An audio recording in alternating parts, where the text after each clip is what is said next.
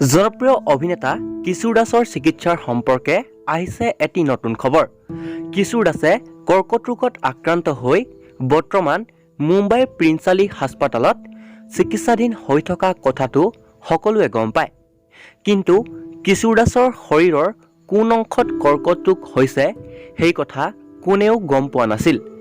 কিন্তু শেহতীয়াভাৱে অহা খবৰ অনুসৰি কিশোৰ দাসৰ ভৰিৰ অংশত কিছু ঘাঁ হোৱা দেখা গৈছে আৰু তাৰ পৰাই চিকিৎসকসকলে অনুমান কৰিছে যে কিশোৰ দাসৰ ভৰিৰত কৰ্কট ৰোগ হৈছে আৰু চিকিৎসকসকলে এতিয়া কিশোৰ দাসক উন্নত চিকিৎসাৰে যিমান পাৰে ভাল কৰাৰ চেষ্টা কৰিছে।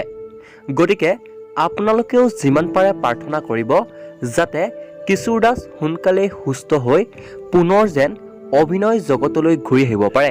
আৰু কিশোৰ দাসৰ এনেকুৱা ধৰণৰ আপডেটসমূহ পাই থাকিবৰ বাবে এই চেনেলটি ছাবস্ক্ৰাইব কৰি ল'ব। ধন্যবাদ।